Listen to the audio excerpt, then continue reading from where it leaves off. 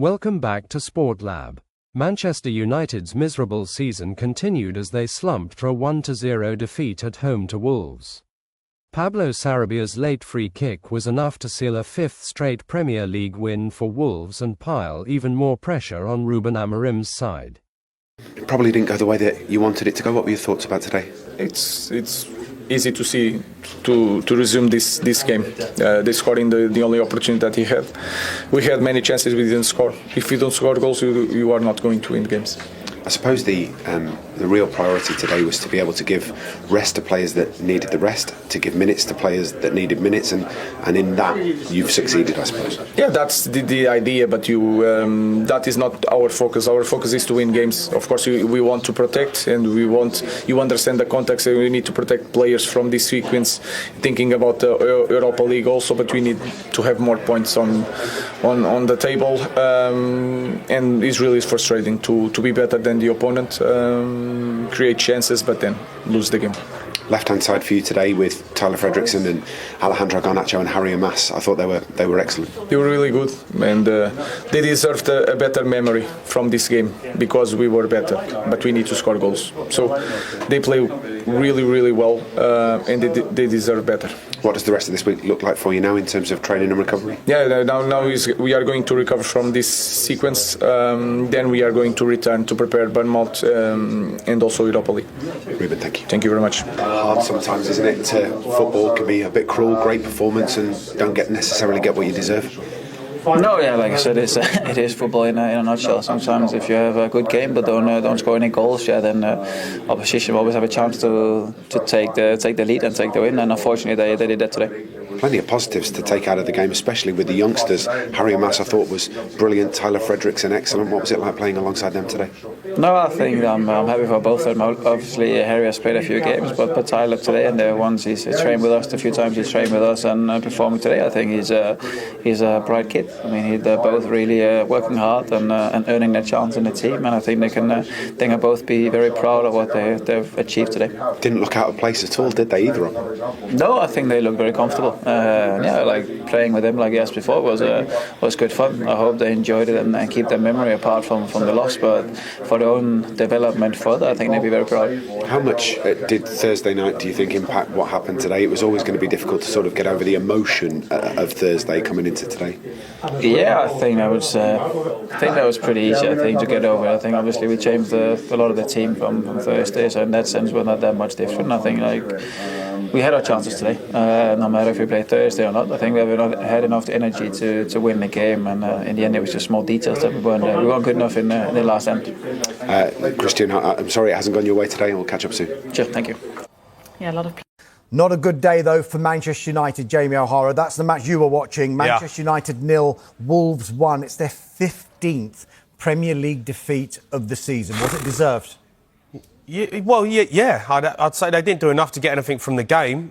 Wolves come with a plan to sit in and be resilient, and then they get the goal with a great free kick from Sarabia, who just comes on, makes an impact straight away. And Wolves were good defensively. I think it was 5 wins on the bounce in the Premier League. Brilliant stat from them. Brilliant finish to the season. Vito Pereira's turned it around. Done the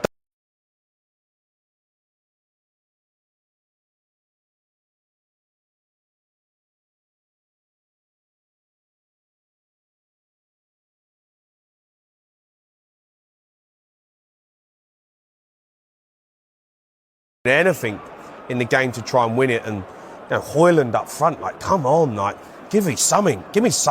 No one gets me off my seat. I used to watch Man United. Players get you off your seat every single week.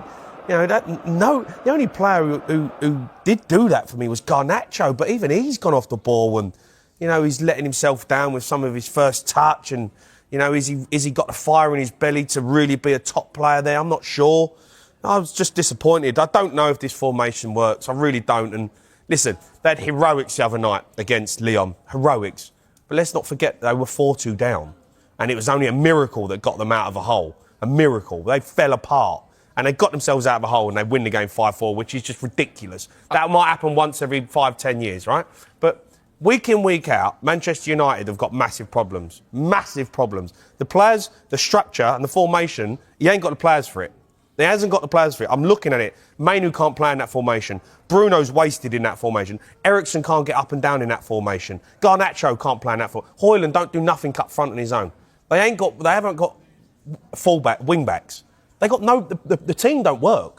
So in the summer, they've got to have a massive look at who they're going to turn to, who are they going to bring in. Are you going to invest loads of money in Manchester United, loads of money, to get a new team that fits Amorim's style, 3-4-3? But if that don't work and they get rid of him, well, then you're stuck with players who play 3-4-3. From Wolves' point of view, though, we were talking before the show. What they've done is they've been difficult to beat. When you stay in the game for long periods, you can go and win these games 1-0. That's what Wolves have been doing. Difficult to break down, disciplined, organised, aggressive when they play, work really hard. They've been getting wins. And they've got quality. Like I said, Strands Larsen, Cunha, Sarabia there with a wonderful free kick. That's what happens when you keep yourself in games. Too many of these teams down the bottom, they want to play the beautiful game. And you can't because you ain't got good enough players. Just play pragmatic. Do what you're good at. Be difficult to break down.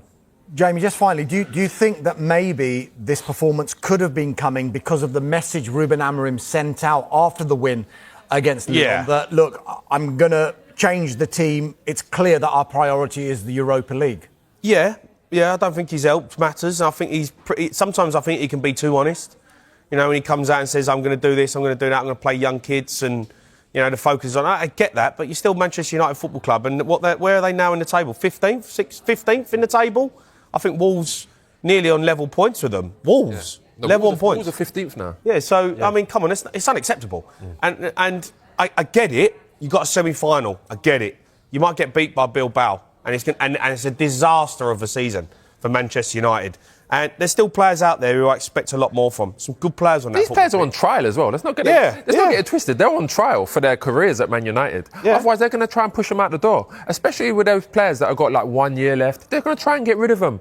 They need to be playing now with a bit of hunger in their belly, a bit of pride. They're not doing it. No, I'm not convinced. Not convinced of Man United at all. Not convinced of anything they've shown today. It was a poor performance. Yeah, not a good afternoon for Manchester United. Not a good season so far for Manchester United in the Premier League at least. But contrary to that, Liverpool are having The players did well. Yeah, listen, I thought we actually did okay in the game. We dominated, created more chances. We just couldn't put the ball in the back of the net. I know they get a free kick and score a wonderful free kick. But in all, you know, it was, like you've said, it was a little bit flat. Couldn't quite get anything going. And, you know, we had opportunities in the game to put the ball in the back of the net, but we just couldn't quite do it again. So, listen, they'd be disappointed with that, but I always think after a big game, you know, you really have to step it up a level, you know, to try and keep that going, because it's, you know, especially when you make changes as well, you have to put a little bit more into it, and we just couldn't quite get to, you know, that same sort of aura as we did on Thursday. Yeah. What was your assessment of the game, Danny? I just feel we lacked the killer instinct in the final third. You know, we had much more of the ball. I think we had about 60% of the possession. I felt that at the back, the boys were strong, they were comfortable all game. I felt that they didn't really cause us many problems. I think we've just got to be ruthless when we get in the final third, and we're getting some great areas. You know, the ball flashes across, which it did. How many times did that happen? I know. Numerous times. And it's frustrating because, you know, as a forward, it's a tap-in for you. But I know when it's not going for you, sometimes you make the wrong run, or you don't quite get there, or you don't believe it's going to come, and then it comes across, and then you sort of berate yourself a little bit. And it's like all of those things that are going on. You can see Rasmus is just sometimes trying to think about where he should be instead of just doing it instinctively, and that's what happens when you're not in good form and you're not scoring goals.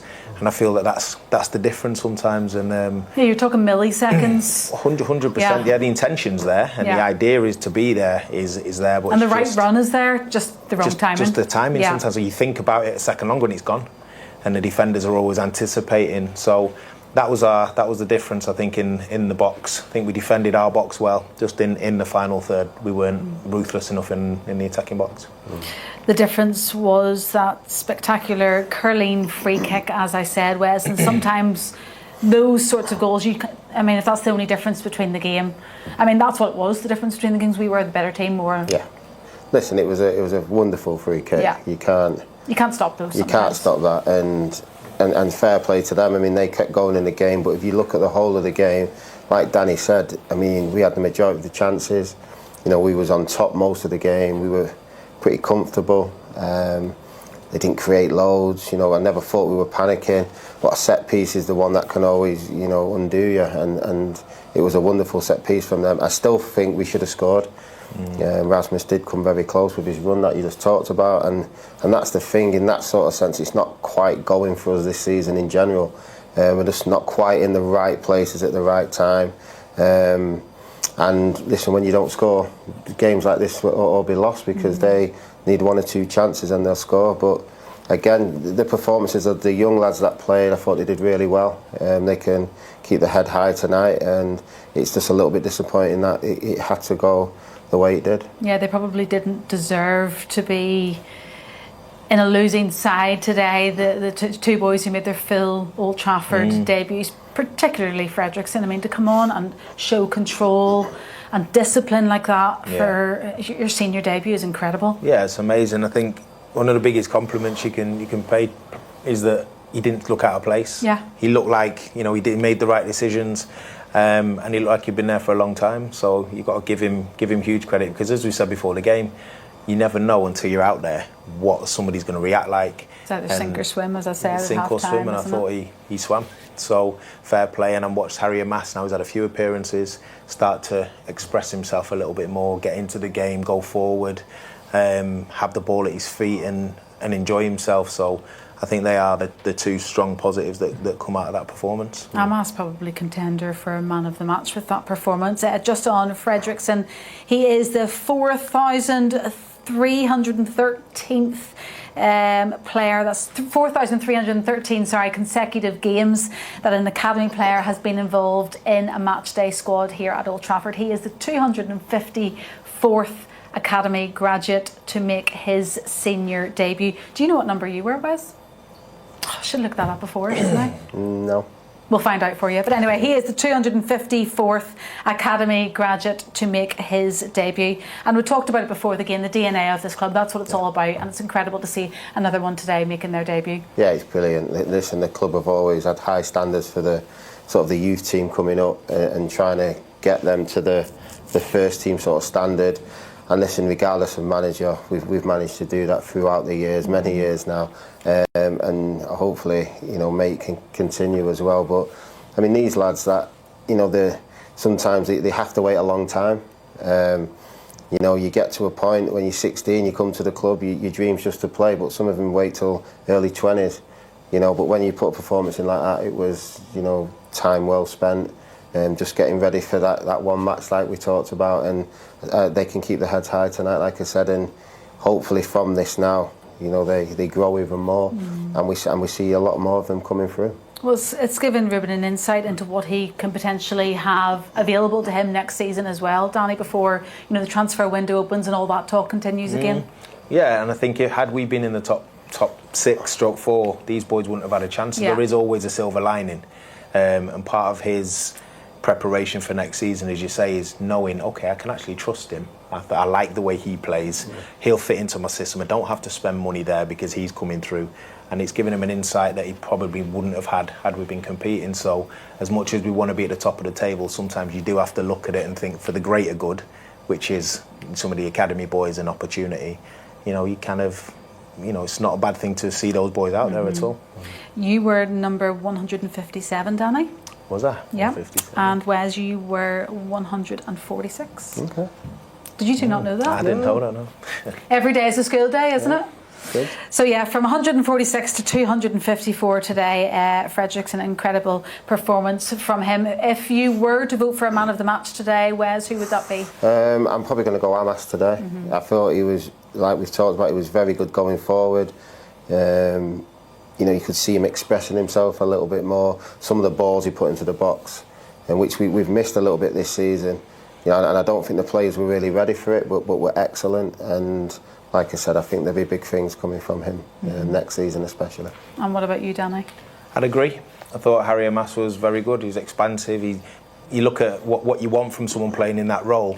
You need them getting up and down and having the ball comfortably and putting crosses into the box, and he did that. You know, numerous times. He was So for me, I'd agree with words with Harry Mass. Okay, from 157 and 146th Academy graduate to 131st, that is Ben Thornley. He's with Liam.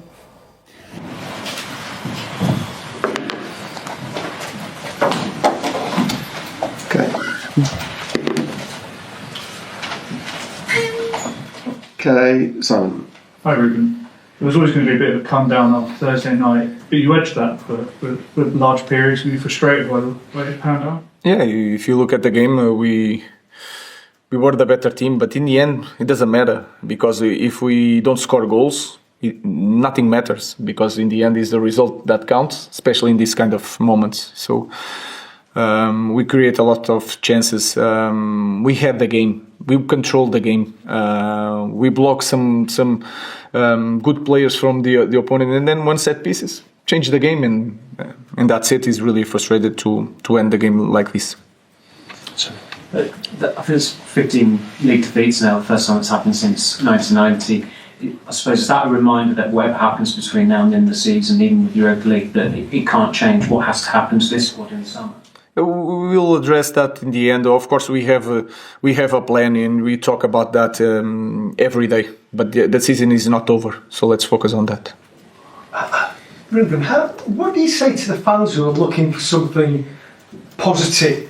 Obviously, Thursday was phenomenal, and nobody will forget it. But then, when they watch this game, they kind of look at it and think, "What do we have that would make a good team?" Yeah, we say to the fans the truth that we lack a lot of things in our team, that we miss chances, that if we don't score goals, we are not going to win, and we have a lot to do and to focus on improving the team and step by step and understanding the until the end of the league is going to be like this, and then we need to do something. Mark. Ruben, just on Rasmus, is it a confidence issue with him at the moment? And I know your options are limited with Josh being injured, but is there becoming an argument to maybe take him out of the spotlight? Because it feels like there's no hiding place for him at the moment. No, I think we need to. I think if you look at the games, we have several players that missed big chances. Not just Rasmus, but Rasmus, of course, the game for Rasmus is to score goals because he's a striker, but it's a team thing. I already said that our team should score more goals. It's not just Rasmus that are missing chances; it's all the team. Rob. Hi Ruben, how do you think Tyler Fredrickson did today? And with the kids that are going to have to play now between now and the end of the season, is there a chance for someone maybe who wouldn't be necessarily in the squad for next year, or might make you think that there is a chance and they deserve to have a spot? That I don't know. Again, the season is not over. What I felt today is that they deserved a better memory from their first games. Tyler played really well. Also, Amas played really well, and they deserve better because we were the better team. We play well, create chances, but in the end, again, one opportunity for the opponent, they score, and the memories is not the best for these kids, but they play quite well. Paul. Hi Ruben, just on the Rasmus again, and I get it that you say it's a team game, but at the moment he seems to have a bit of a sort of the weight of the world on his shoulders. He just kind of needs that goal to lift him. How do you kind of maintain his spirits when he's not scoring as much? Yeah, the only way I know is to work on him, show him the videos, and like you said, he needed to score a goal. He will not score if he's out. So I try to manage that during games, but he needs to score one. Maybe that's all a striker needs. Last question, Dave. Hi Ruben. You said you need to score more goals. Did this game underline the fact that you need to recruit a proven goal scorer this summer, that is your priority? I think it's a team thing. Of course, we have an idea what this team needs, but also the guys, we play with at least 3 guys in front, so they can score goals. We play the midfielders that can reach, and you see it today in the game. So all the team needs to score more goals, and you have opportunities with the midfielders, with the striker. We need to improve as a team, because if you don't score goals in this league, it's impossible to win games. Thank you. Wolves hadn't won 5 in a row in the top flight since 1970, but that changed at Old Trafford. Pablo Sarabia, only on the pitch for 3 minutes, curled in a beautiful 77th minute free kick that beat Andre Onana and confirmed Premier League safety for Vitor Pereira's side. United, on the other hand, were a shadow of the team that fought so hard midweek against Lyon. They have now lost 15 games this season, their worst tally since the 1989-90 campaign. Since Amorim's appointment, teams like Crystal Palace, Brighton, Bournemouth, Newcastle, Nottingham Forest, and now Wolves have all left Old Trafford with 3 points. Rasmus Højlund went close with a late effort but has now scored just once in his last 28 games. Bruno Fernandes started on the bench as Amorim rotated with the Europa League semi-final in mind, but even when introduced, United failed to spark. Teenagers Harry Maas and debutant Tyler Fredrickson offered rare bright spots, but this was another flat performance from a team that's now managed just 9 points from their last 10 league matches, beating only Leicester and Ipswich, both sitting in the relegation zone. Off the pitch, unrest continues. Supporters voiced their frustrations near the director's box over plans to relocate season ticket holders for a new corporate seating area. Banners calling out ownership decisions were displayed just feet away from club executives. For Wolves, this was another controlled display. They stayed compact, limited United's chances, and struck when it mattered. Vitor Pereira has transformed this side. From relegation worries to a team pushing for a top-half finish, the improvement is clear. Manchester United's only hope now lies in the Europa League. Meanwhile, Wolves continue to grow under Pereira, and Sarabia's strike may be the defining moment of their season. That's it for today's match recap. Be sure to like, comment, and subscribe to SportLab for more straight-talking football analysis. See you next time.